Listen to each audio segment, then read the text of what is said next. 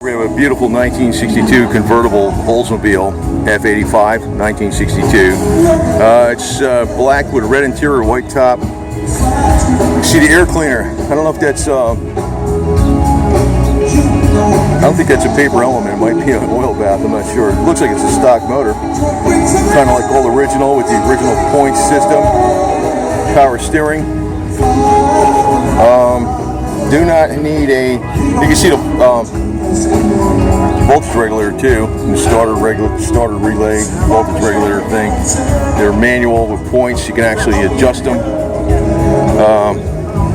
Nothing really to fail on those. You used to say they're more unreliable, but they're not. You can take the cover off that regulator, adjust the points, clean them. Sometimes maybe spray a little WD-40 or something in there. Keep the corrosion out. Automatic. So you got low, second. You see how how it's designated on here? Low, second, drive. Nice car, man. Really nice. 120 mile an hour speedometer. Got the gauges up there. Actual temperature gauge, just versus an idiot light.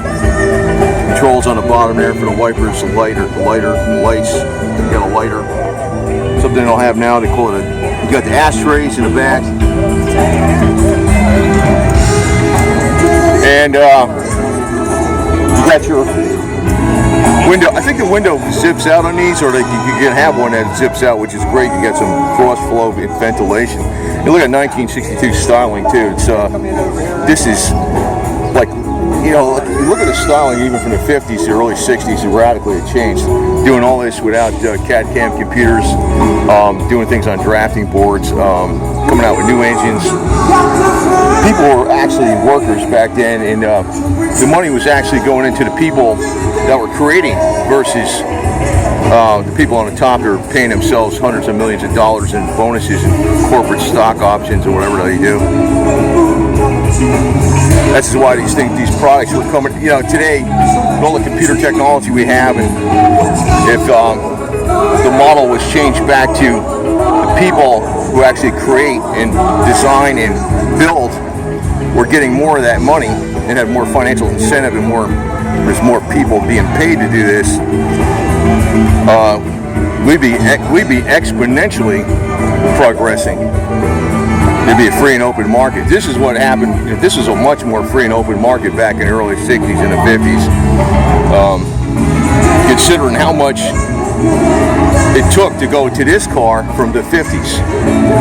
It's leaner, it's faster, it's more, the suspension's better, they changed the engines, the engines are updated, the whole exterior's done without CAD/CAM computers, again with drafting boards, and also mocked up in clay.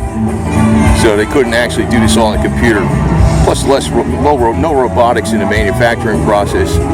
It's amazing what they did, all by hand. Coming out with brand new models every year. Nice car, man, very nice car.